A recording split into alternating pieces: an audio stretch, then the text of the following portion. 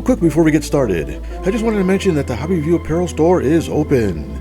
Show your support for this channel with HobbyView branded shirts, caps, mugs, and more. Just go to hobbyview.myspreadshop.com. The Piper PA-28, aka the Cherokee, ranks up there as one of the most common civilian aircraft in the world, second only to the venerable Cessna 172. Initially conceived as a replacement for the Piper Tri-Pacer, it morphed into a low-wing design featuring all-metal construction and wide landing gear for enhanced ground stability.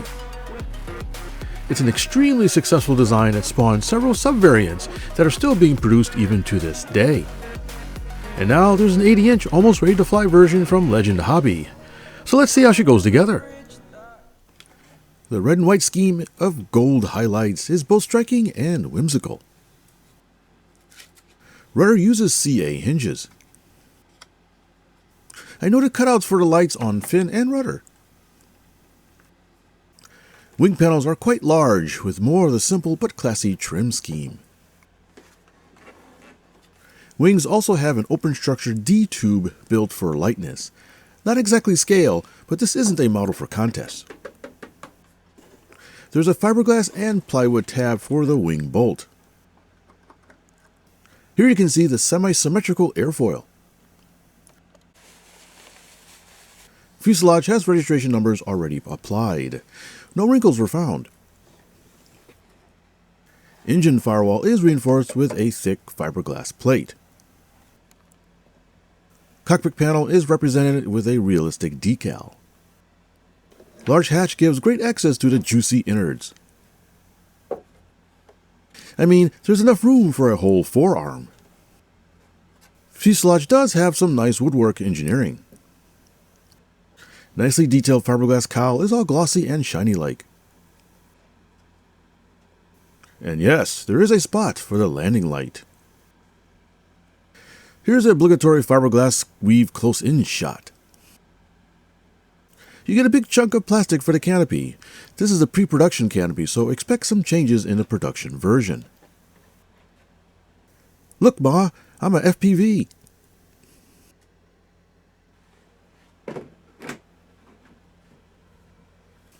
Anyways, you also get a grab bag of wheels, wheel pants,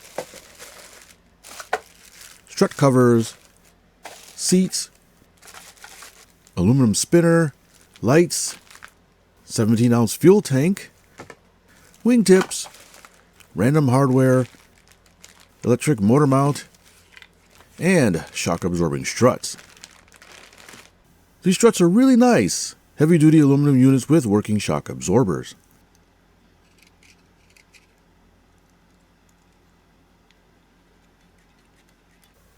Okay, enough funneling the parts, let's slap this baby together. We'll start with the wing. Ailerons use hinge points, which I'll epoxy in a moment. But first, I'll mount up the aileron servos. All the servos will be high-tech D625 high voltage, which fit like a glove in the wing mounts.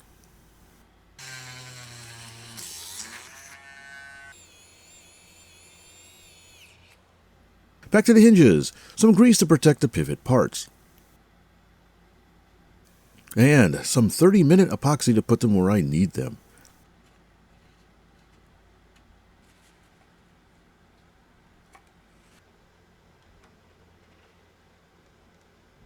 If you look closely, the fiberglass control horns comes in two sizes. The long shank ones are used on the flaps, which I labeled after roughing up the surface for gluing.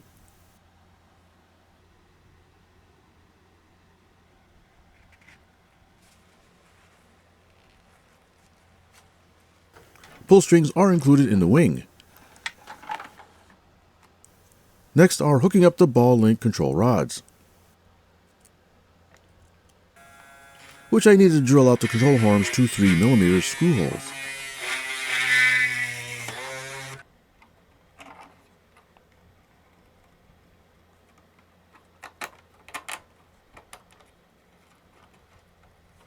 Next are the flaps.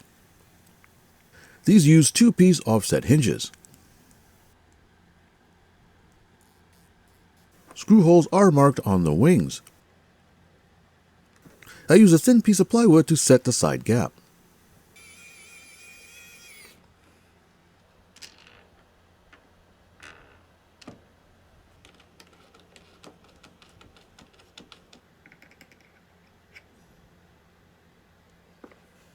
As mentioned before, this kit comes with a whole bunch of lights. There's 2 tail lights, a nose light, and red and green wingtip lights, all plugged into a single controller. Controller is very simple with 6 output and a mode button, though you will have to add your own battery connector. I didn't get any technical specs in this pre-production model, so I started with 5 volts to verify functionality.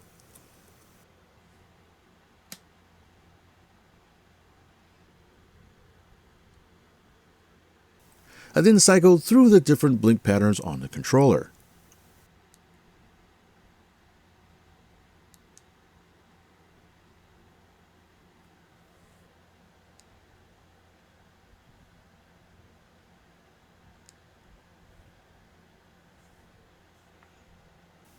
Since I'll be using a 2-cell LiPo battery, I adjusted the input voltage to over 8 volts as a final test. Worked like a charm. There looks to be alignment pins for the wingtips, but the holes were much too big. So I just installed the tip lights, fed the wires through the wings using a pull tool, stuck the lights in place using supplied double-sided tape, and epoxied the tips using painter's tape to align the edges.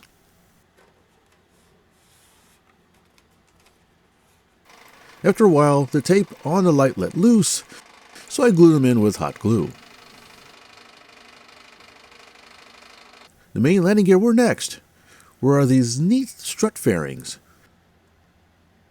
However, the gear won't fit as it comes in a kit.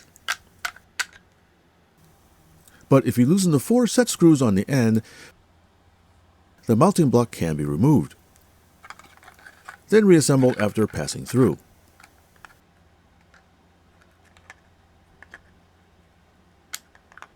Well, reassembled after mounting the block into the wing.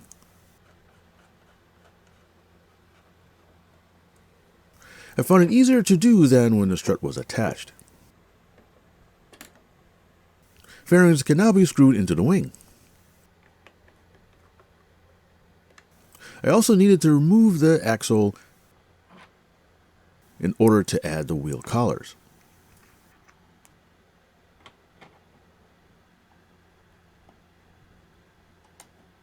You'll need to offset the inner wheel collar in order to fit the wheel pants.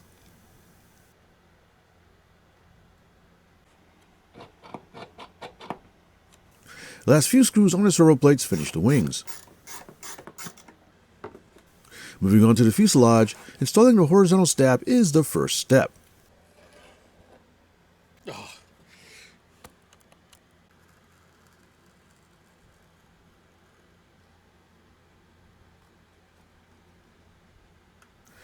After removing the covering, I noticed a labeling for the top, but it really doesn't matter.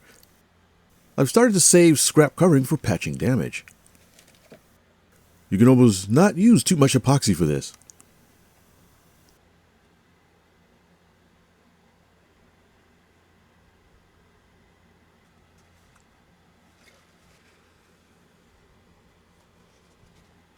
As always, double check the alignment before the glue sets.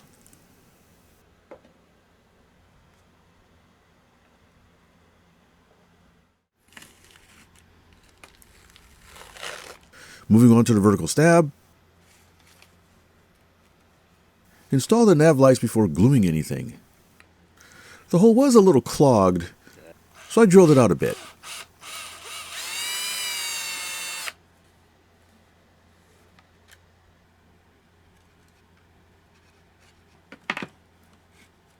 The rudder light will have to be sliced into the fin light wires. It's a quick job with a soldering iron. Quality control alert. Double check the wiring before gluing on the fin. Okay, now I can start gluing stuff. There is a wire guide in the fuselage, but you'll have to fish in a pull string to use it.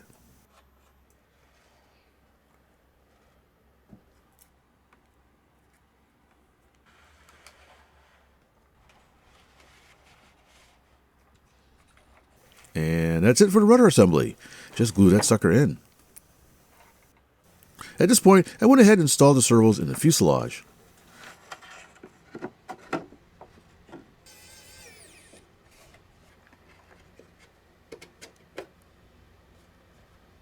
Along with the control rods.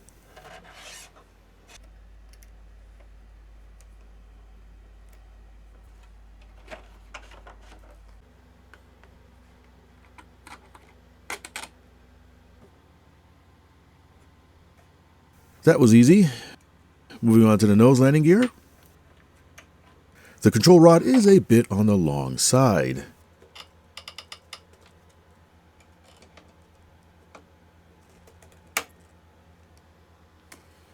Now I get to talk about the plane's motivational force. And that's this, of course, the Stinger 35 cubic centimeters gas engine. Anyone who's watched the channel is no stranger to that. I usually use these engines, and I found them to be very good, powerful, and reliable engines. And of course, this one is, no surprise, another rear exhaust version. I quite like the rear exhaust. They usually fit in the cowls really easy, or at least easier than the side exhaust. And so, not much to say special about this, other than it is, the typical Stinger 35 with a angled globe plug and rear exhaust, and rear carburetor. There it is. There you go. Put that in there.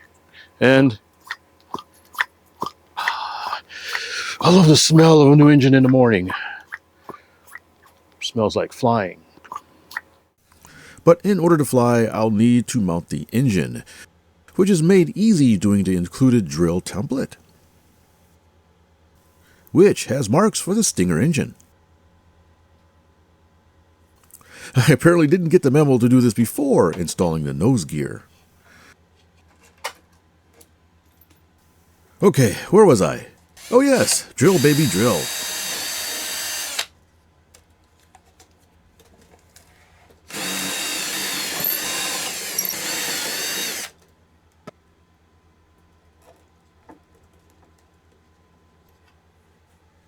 No issues there, but now I'll have to trim the cowl for the engine. I'll make some measurements to double check the standoff links. Then make a paper template for the cylinder head.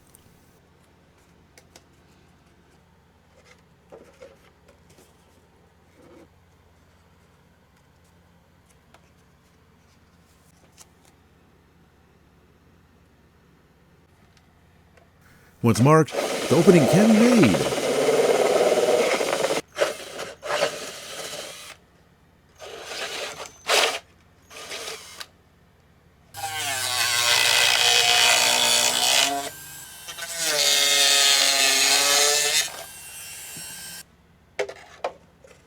Perfect.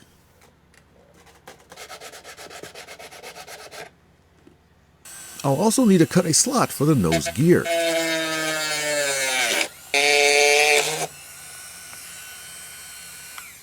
Standoffs were a little long, so I removed a few washers. Throttle and choke controls are hooked up.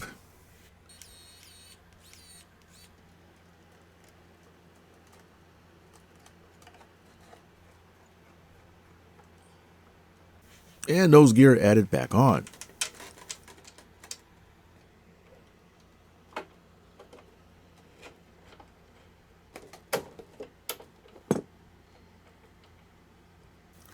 I really like the nose weir fairing. It has a wonderfully retro look. But I'll need to partially disassemble the strut to install it. You will need to drill a hole for the anti-rotation pin.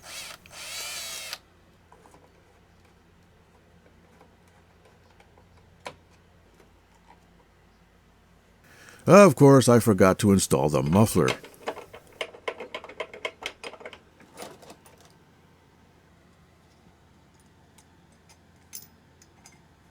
And oh look! I installed a nose gear block backwards. This channel sucks. Unsubscribe.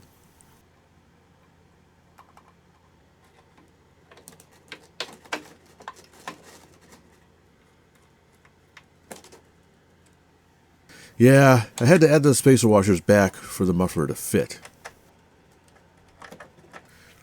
Well, with that calamity over, time to add the ignition module.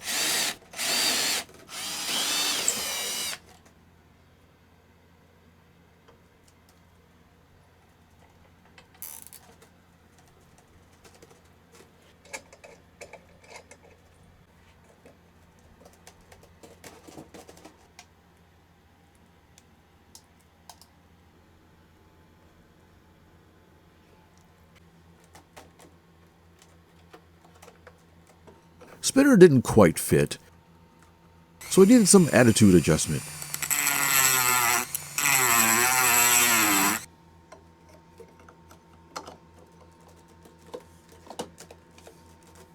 Approaching the finish line, time to add the electronics.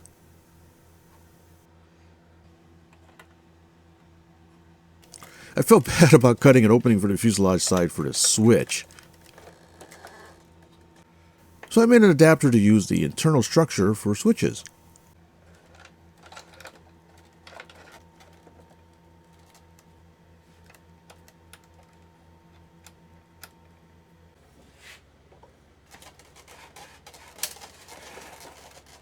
After test fitting the wings,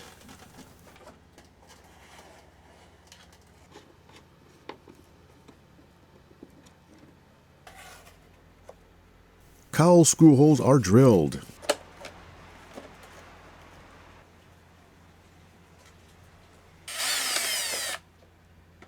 I always try to use rubber bonded washers for the cowl. I did add an external fueling port and a cool aluminum vent port I found online.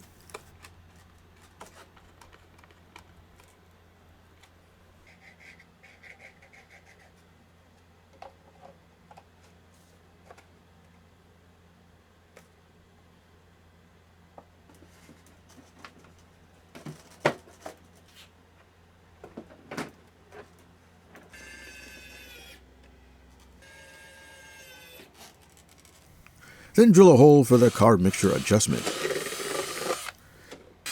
And drill out a spot for the landing light.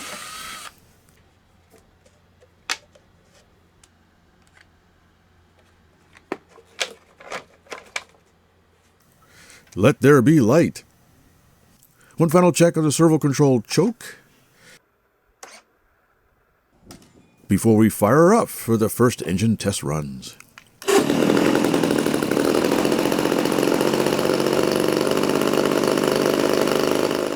Purrs like a kitten.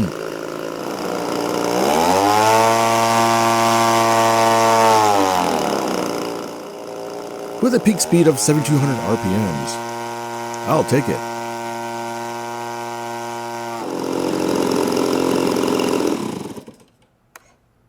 So expect some excess exhaust muck during the engine break-in.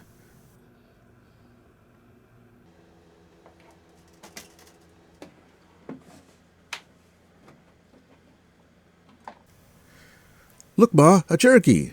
Next up, we fly her.